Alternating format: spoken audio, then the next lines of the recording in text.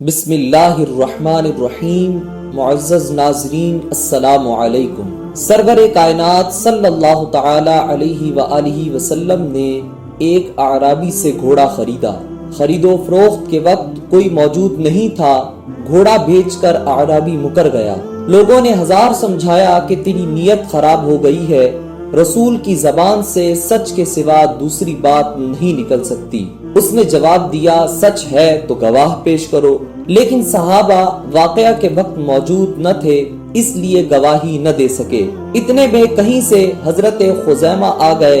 انہوں نے اعرابی کو مخاطب کرتے ہوئے کہا، میں گواہی دیتا ہوں کہ تو نے اپنا گھوڑا سرکار کے ہاتھ بیچا ہے۔ اعرابی خاموش ہو گیا اور گھوڑا حوالے کرنا پڑا۔ سرور کائنات حضرت خزیمہ کی طرف متوجہ ہوئے اور دریافت کیا، خزیمہ تم واقعے کے وقت موجود تو تھے ہی نہیں، تم نے شہادت کیسے دی؟ خزیمہ نے جواب دیا، یا رسول اللہ، آپ کی زبان حق ترجمان سے سن کر جب آسمان کی خبر پر ہم شہادت دیتے ہیں تو زمین کی خبر پر ہمیں شہادت دینے میں کیا تأمل ہو سکتا ہے؟ یقین کا چشمہ حقیقی آپ کی زبان ہے، ہماری آنکھ نہیں۔ سرکار یہ جواب سن کر بے حد مسرور ہوئے اور انعام خسروانہ کے طور پر اس دن سے یہ قانون بن گیا کہ حضرت خزیمہ کی ایک گواہی دو گواہوں کے برابر ہے۔ حضرت فاروق اعظم رضی اللہ تعالی عنہ کا دربار خلافت کھلا ہوا تھا، مقدمات پیش ہو رہے تھے، مظلوموں کی داد رسی کا سلسلہ جاری تھا کہ ناگہاں ایک خوبصورت نوجوان کو دو طاقتور آدمی پکڑے ہوئے لائے اور فریاد کی، امیر المؤمنین، اس ظالم سے ہمارا حق دلوایا جائے، یہ ہمارے بوڑھے باپ کا قاتل ہے۔ امیر المؤمنین نے خوبصورت نوجوان کی طرف اشارہ کرتے ہوئے فرمایا، تم صفائی میں جو کچھ کہنا چاہتے ہو کہہ سکتے ہو۔ نوجوان نے بیان دیا، میرا اونٹ ایک باغ میں چلا گیا، باغ کے بوڑھے مالک نے پتھر مار کر میرے اونٹ کی آنکھ پھوڑ دی، میں نے بھی تیش میں پتھر کھینچ کر اسے مارا، میرا ارادہ اس کے قتل کا نہیں تھا، لیکن میری شامت سے وہ مر گیا۔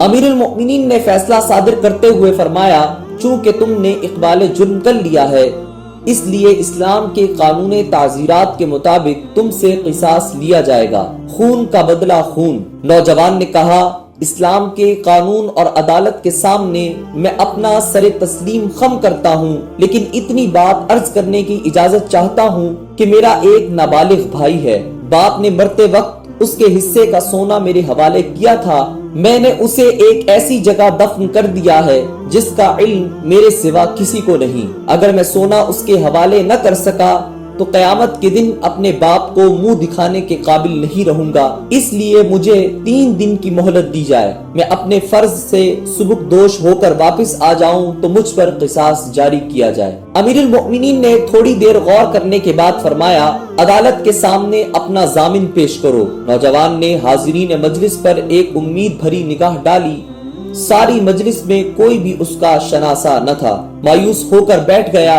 اتنے میں ایک صحابی رسول حضرت ابو ذر غفاری رضی اللہ تعالی عنہ کھڑے ہوئے اور آواز دی، امیر المؤمنین، میں اس جوان کا ضامن ہوتا ہوں، اسے 3 دن کی مہلت پر رہا کر دیا جائے۔ ایک جلیل القدر صحابی کی ضمانت پر نوجوان کو رہا کر دیا گیا۔ آج تیسرا دن تھا، دربار خلافت کھچا کھچ بھرا ہوا تھا، دونوں مدعی بھی حاضر تھے، حضرت ابو ذر غفاری بھی موجود تھے، لیکن نوجوان ابھی تک پلٹ کر نہ آیا تھا۔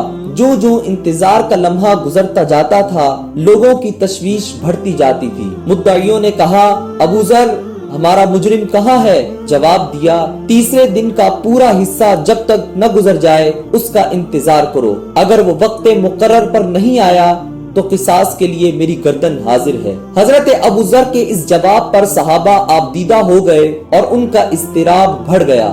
صحابہ نے بڑی لجاجت کے ساتھ نوعمر مدعیوں سے کہا، تم خون بہا قبول کر لو۔ مدعیوں نے جواب دیا، ہم خون کا بدلہ خون چاہتے ہیں۔ امید و بیم کا یہی عالم تھا کہ سامنے اڑتا ہوا غبار نظر آیا، گرد ہٹی تو پسینے میں شرابور مجرم نوجوان کھڑا تھا۔ تماشائیوں کی آنکھیں حیرت سے پھٹی کی پھٹی رہ گئیں۔ امیر المؤمنین نے نوجوان سے مخاطب ہو کر فرمایا، سزا تمہیں بعد میں دی جائے گی، پہلے ایک بات سنو، تمہیں 3 دن کی مہلت ملی، تمہارا پتہ نشان بھی کسی کو معلوم نہیں تھا، سزائے موت سے بچنے کے لیے تم فرار بھی ہو سکتے ہوتے تھے۔ نوجوان مجرم نے بھیگی پلکوں کے سائے میں کھڑے ہو کر جواب دیا، امیر المؤمنین میں فرار ہو کر کہاں جاتا، یہاں نہ سہی وہاں سزا ملتی، لیکن قیامت تک اسلام کے دشمن یہ تانا دیتے کہ محمد صلی اللہ علیہ وآلہ وسلم کے غلام عہد شکن ہوتے ہیں۔ اس لیے میں نے سوچا کہ زمین پر میرے خون کا دھبا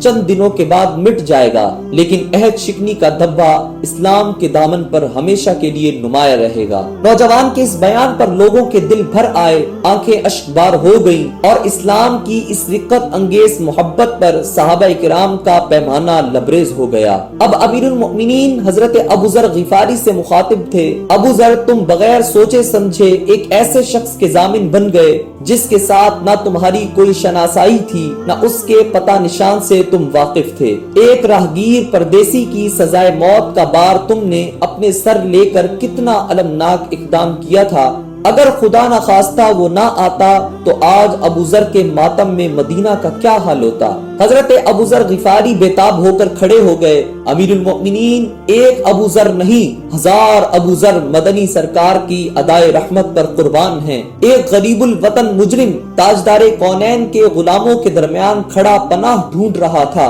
اس کے چہرے کی افسردگی اور نگاہوں کا یاس مجھ سے نہ دیکھا گیا۔ میں نے سوچا وقت کا قافلہ گزر جائے گا، نشان قدم باقی رہے گا، کہیں آنے والی دنیا یہ نہ کہہ دے کہ محمد رسول اللہ صلی اللہ علیہ وآلہ وسلم کے غلاموں میں اتنی بھی غم گساری کا جذبہ نہیں تھا کہ اپنے ایک بھائی کو 3 دن کے لیے پناہ دے دیتے۔ امیر المؤمنین کیا یہ تانا مدینے کی بھری آبادی میں ایک غریب الوطن مجرم کو کوئی ضامن نہ مل سکا ہمیں مر جانے کے لیے کافی نہ تھا؟ ہم ضامن نہ ہوتے جب بھی آج ہماری موت کا دن تھا۔ حضرت ابو ذر غفاری جواب دے کر جو ہی بیٹھے دونوں مدعی کھڑے ہو گئے۔ امیر المؤمنین تاریخ اسلام کی شاہراہ روشن کرنے میں ہم کسی سے پیچھے نہیں رہنا چاہتے، ہم بھی یہ برداشت نہیں کر سکتے کہ آنے والا مؤرخ مدنی سرکار کے غلاموں کو یہ تانا دے کہ ان میں اتنا بھی جذبہ رحم نہیں تھا کہ واپس لوٹ کر آنے والے مجرم کو معاف کر دیتے۔ امیر المؤمنین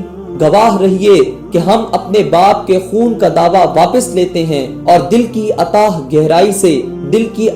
گہرائی سے اپنے ایک بھائی کو معاف کرتے ہیں۔ مدعی ابھی بیان دے ہی رہے تھے کہ عدالت فاروقی مبارکباد کے شور سے گونج اٹھی، ہر آنکھ خوشی میں پرنم تھی، ہر چہرہ شگفتہ تھا، ہر نظر مخمور تھی اور ہر دل بادۂ مسرت میں سرشار تھا۔ لیکن وقت کا کارواں یہ درد انگیز نظارہ دیکھ کر حیران تھا، حیرت میں دیکھتا چلا گیا، کیا وہ وقت پھر پلٹ کر نہیں آ سکے گا؟ ردائے لالہ و گل، پردائے مہو انجم، جہاں جہاں وہ چھپے ہیں عجیب عالم ہے۔